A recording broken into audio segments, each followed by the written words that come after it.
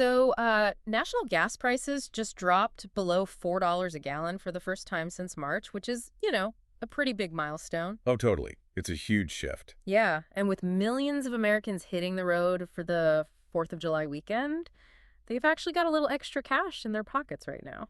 Right. The pump isn't draining the wallet quite as fast. Exactly. And if you are a retail executive sitting in your office right now, just looking at those numbers, you're probably breathing this massive sigh of relief. Oh, I bet they are. I mean, you've been watching your customers get squeezed by inflation and all this heavy uncertainty around discretionary spending for months now. Yeah, it's been a really brutal stretch for retail. It has. But according to the source material we're digging into today, this drop at the pump actually means your job is about to get much, much harder. Yeah, it is the ultimate retail paradox because the macro environment finally throws you a bone. Consumer confidence gets this tiny little shot in the arm. Yeah, people are feeling a bit better. Exactly. And the natural executive instinct is just to assume, well, the hard part is over. The traffic is finally coming back. Which makes sense on paper. Sure. But the reality of enterprise retail is that when those external pressures ease up, the internal pressure on your operations absolutely skyrockets. Okay, let's unpack this because we're pulling insights today from a really compelling piece by Multimedia Plus, and it's titled, Gas Prices Are Easing. Can retailers finally catch their breath? And spoiler alert, their answer is a definitive no. Yeah, not even close. So our mission for this deep dive is to look at this seemingly positive macroeconomic trend, this big surge in holiday traffic, and map out exactly why your internal operations are about to be stress tested like never before. Yeah, and to really get this, we have to reframe how we think about the journey of the consumer dollar. Okay, how so? Well, think about it. Retailers spend billions, literally billions, optimizing the global supply chain. Oh yeah, the logistics are insane. Right, you can track a single SKU from a manufacturing facility in Vietnam onto a cargo ship, through customs, into a regional distribution center. And all the way to the back room of some store in Ohio. Exactly. You have total visibility the whole way. But the most dangerous, opaque, and honestly expensive leg of that entire journey is the last 50 feet. The last 50 feet. I mean, from the back room to the customer's hands. Yeah, that last 50 feet is where the execution illusion happens. The execution illusion. Right. Because the macro level relief of cheaper gas, that just gets the customer into their car. Sure. And your multi-million-dollar top-of-funnel marketing campaign, well, that gets them into your parking lot. But they haven't bought anything yet. Exactly. Traffic alone does not equal success. It simply equals potential. Right. It's like spending a fortune to throw this massive, incredible party. You've got the best DJ, the catering is amazing, you sent out all these high-end invites. And then you forget to unlock the front door when the guests actually arrive. Yes, exactly. If the micro-level reality on the store floor is a mess, that entire global logistical effort and all that marketing spend, it just evaporates in those last 50 feet. It's gone. Poof. But wait, let me push back on that for a second. Let me stop you there. Sure, go for it. If I'm an executive and I'm looking at this from a pure volume perspective, surely a massive influx of traffic covers up a lot of operational sins, right? You didn't think so, yeah. Like, if we have a huge surge of holiday foot traffic just because gas is cheaper, shouldn't that be an automatic guaranteed win for the bottom line? A rising tide lifts all boats kind of thing? That seems logical. Yeah, more people in the store naturally means more units moving through the register, even if the store isn't running perfectly. Well, what's fascinating here is that the unpredictability of modern consumer demand fundamentally changes that math. How? Well, back in a booming zero-interest rate economy where discretionary income just felt endless. Ah, the good old days. Right, back then, yes, sheer volume could mask poor execution. Because people would just buy whatever. Exactly. Customers would browse longer. They'd come back tomorrow if they couldn't find something. Yeah. They were just way more forgiving. That makes sense. But today's consumer is highly intentional. They know exactly what they want. Yes. If they walk into your store with that freed up gas money, that visit is a fleeting window. Because frankly, they have a dozen other options right down the street or, just sitting on their phone. Oh, 100%. Yeah. And more importantly, you've already paid a huge premium to acquire that specific visit. Okay, break that down for me. Think about the customer acquisition cost, right? The CAC. You poured capital into targeted social media ads, seasonal merchandising strategies, promotional pricing, all of it just to drive that specific 4th of July traffic. Right. That's not free. No, those are sunk costs. The customer walking through the front door isn't just some free bonus. They are an expensive investment that you are actively trying to get a return on. So the pressure essentially shifts entirely away from the marketing department at that point. Completely. Marketing did their job. Right, they brought the audience. So now the entire burden of that ROI rests squarely on store execution. Exactly. The only question that matters is whether your thousands of physical locations are actually prepared to convert that hard-won traffic. And if they aren't? Well, if a customer walks in with the intent to buy, and your store fails to convert them, you haven't just missed out on a single transaction. It's way worse than that. Oh, it's disastrous. You have actively incinerated the marketing dollars you spent to acquire the visit. Plus, you're stuck with seasonal inventory that you're eventually going to have to mark down. Ugh, the markdowns. Yeah, and to top it off, you've just alienated a customer who will simply take their intent and their wallet straight to a competitor. Wow. Which, I mean, that brings us right to the operational blind spot that the source material really targets here. Yeah, it's a big one. The Multimedia Plus piece details why stores fail to convert this traffic, and it seems to come down to this very dangerous belief at the executive level. The isolated incident myth. Yes. The idea that execution problems are just these, isolated, localized events. We see this constantly in enterprise retail. Constantly. How so? Like, what does that actually look like? Well, an executive is sitting at HQ looking at an audit or a field report, and they see that a promotional display was missing in one store. Okay. Or maybe an associate didn't know about a new product feature in another store. Right. And the immediate instinct is to just brush it off, to treat those as localized anomalies. Oh, that's just store 412 having a bad day. Okay, but to be fair, and I'm going to play devil's advocate here. Sure. If I am a VP of operations and I'm overseeing 1,000 locations across the country, am I really supposed to care about a missing cardboard promotional cutout in aisle 4 of a single store in Omaha? I know, it sounds petty. Right. Or, one unread corporate memo about a discount code in some location 3 states away? That just feels like extreme micromanagement. I mean, come on, how does one cardboard cutout actually move the needle for a massive multi-billion-dollar enterprise? If we connect this to the bigger picture, we really have to look at the systemic mechanisms of retail, not just the physical piece of cardboard. Okay, walk me through it. Let's trace the actual life cycle of that missing promotional display in Omaha. All right. It is not just a missed sale today. Let's say corporate planned this massive buy one, get one promotion for a new seasonal cooler. Okay, the big summer push. Right. And they're expecting, let's say, a 15% lift in sales. The marketing goes out, the emails blast, the inventory is shipped. Everything is in motion. But in Omaha, the physical display never makes it out of the back room. It just sits there in a box. So the customer walks in looking for it. They don't see the promotion, right? Yeah. So they either buy a single cooler at full price or they just buy nothing at all. Right. So you take the immediate hit on lost revenue. Yes, but the secondary invisible hit, that's the killer. It's the hit to your predictive inventory algorithms. Oh, wow. I didn't even think about that. Yeah. Your enterprise AI looks at the sales data for that Omaha store, and it sees that the BOGO promotion completely failed to generate the expected 15% lift. Because nobody knew it was happening. Exactly. But the algorithm doesn't know the display was sitting in the back room. It only sees the raw register data. Right. It just sees the zeros. So the system assumes that consumer demand for that product in that entire region is just low. Wait, really? So next season, the system automatically allocates less inventory to that whole region? Yes, it creates this massive bullwhip effect in your supply chain.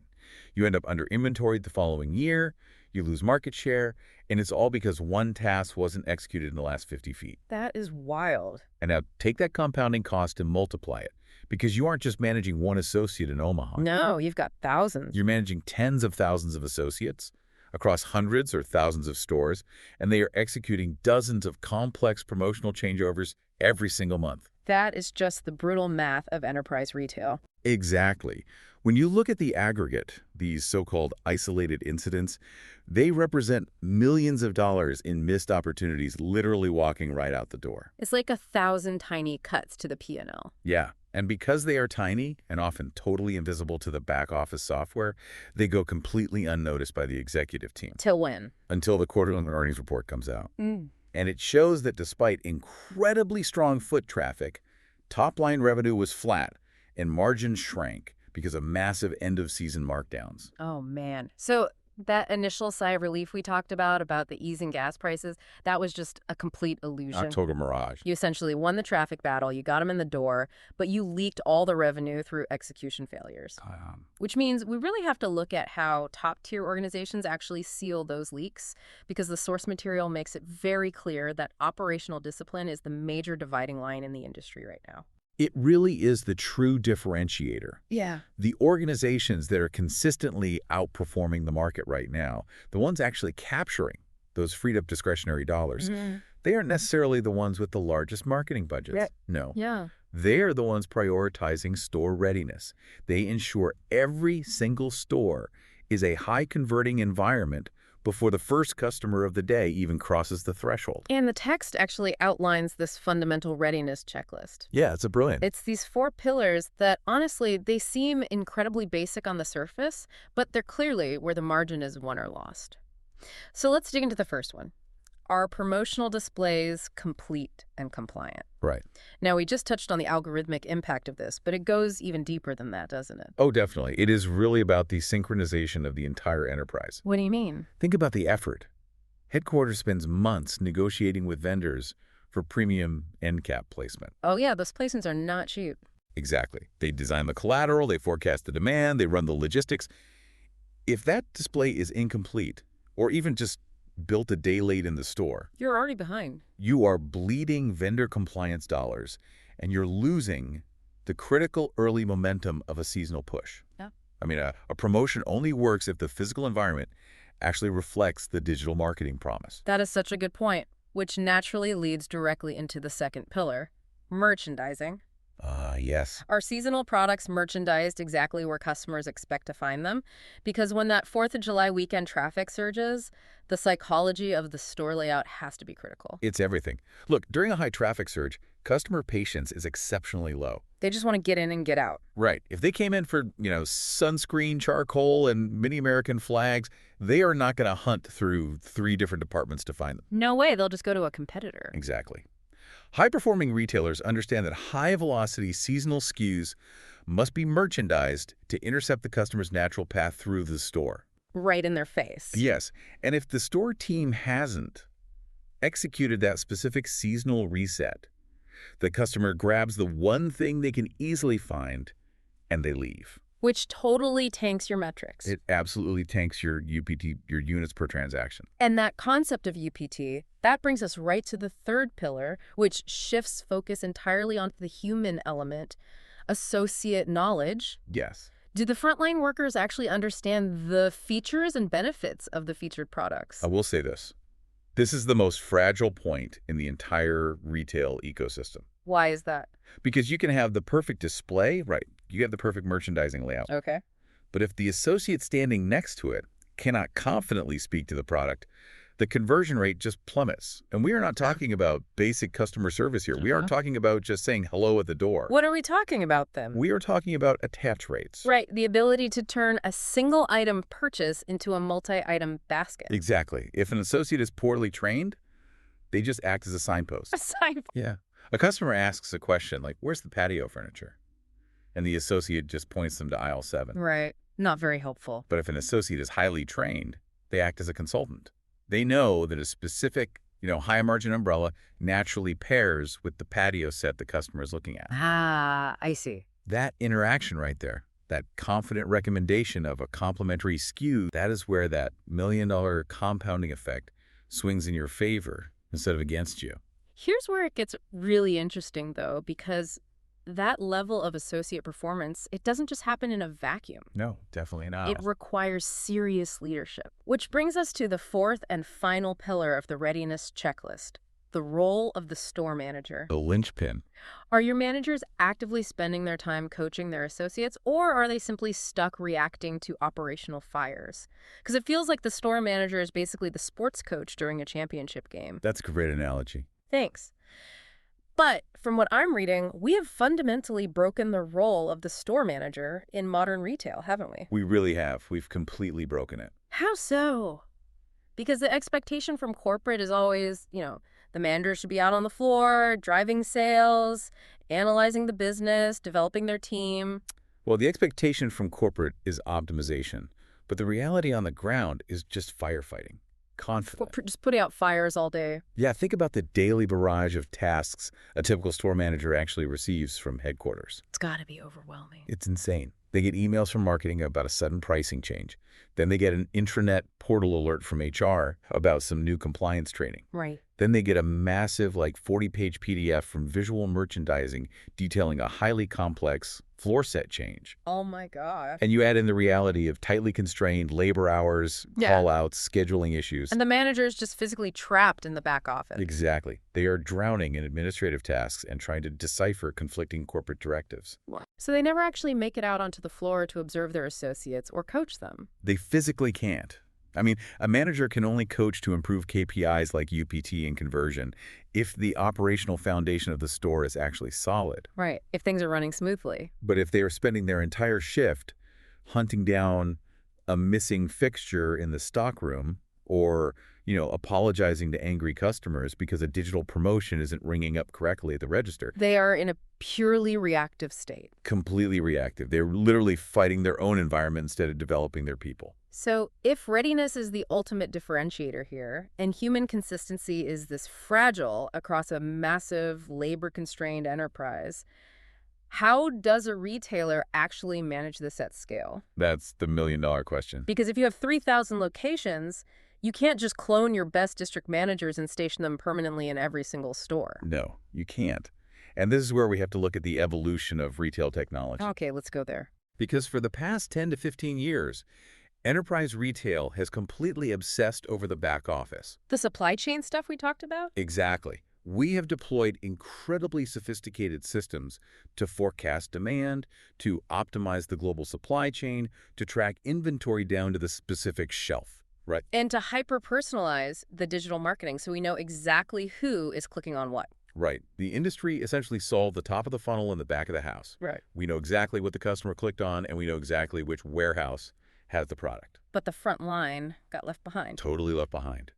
But the new frontier, the next massive competitive advantage, is bringing that exact same level of technological rigor to the front line. It's operationalizing that last 50 feet. Exactly. And the source material actually lays out 4 distinct technological requirements for ensuring store teams can actually execute your vision consistently at scale. All right, let's walk through those because this is where the theoretical strategy finally hits the actual execution. Yeah, let's do it. Requirement number 1 is delivering clear communication.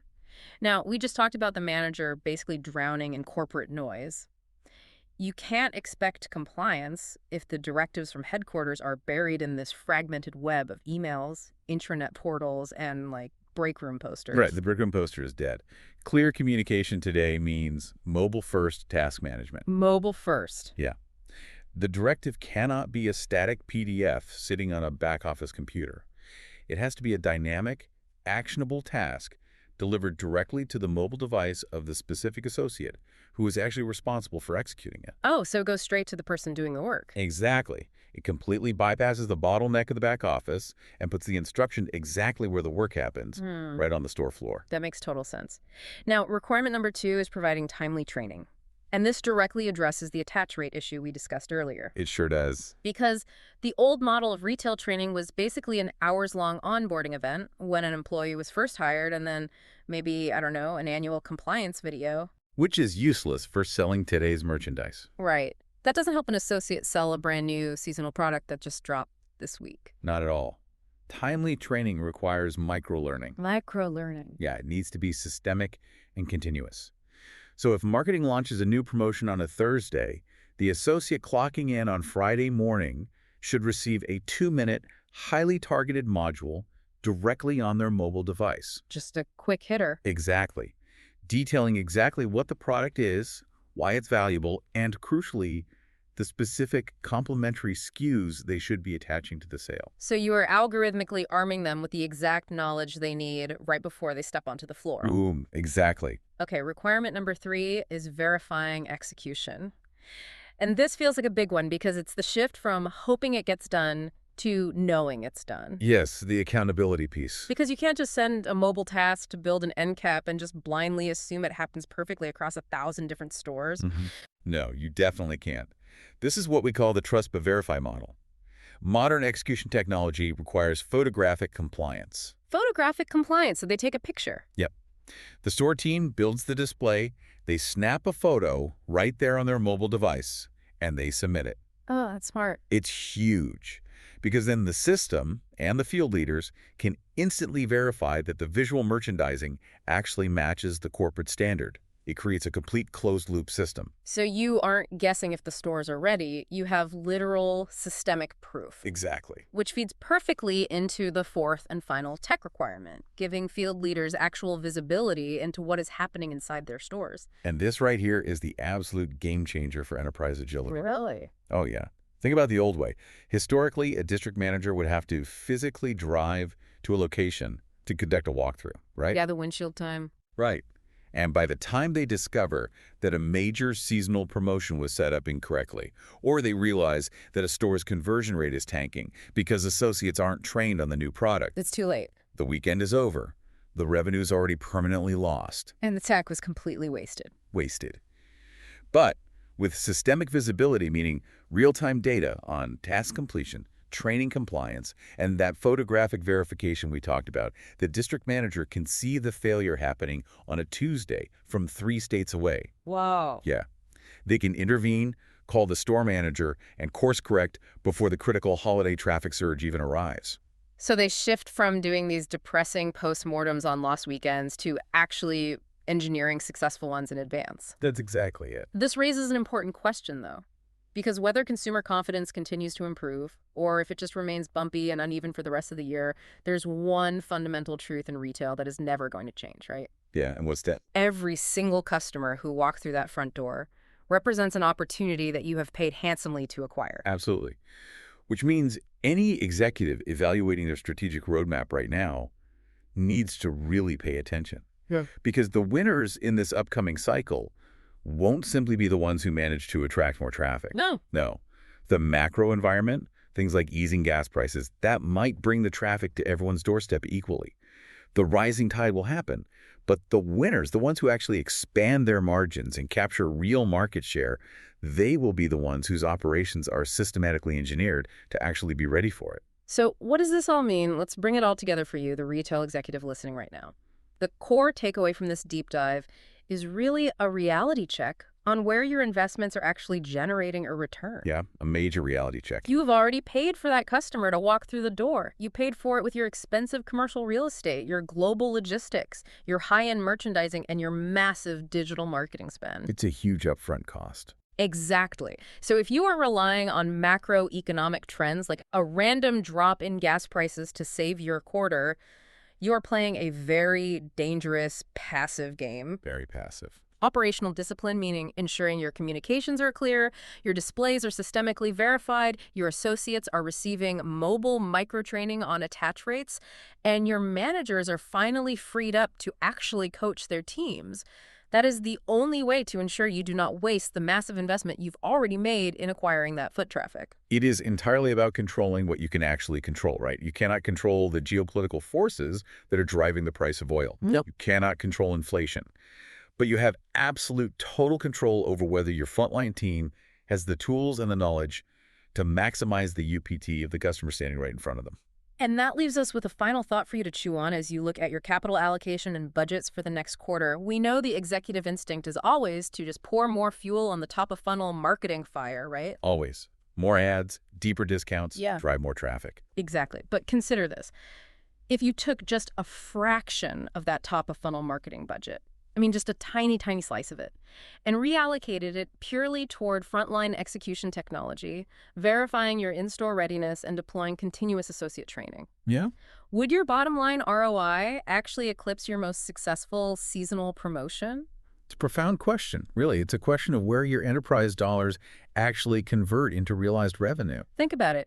You might not need to spend millions trying to force more people down the funnel. You might just need to make sure you've operationalized that last 50 feet.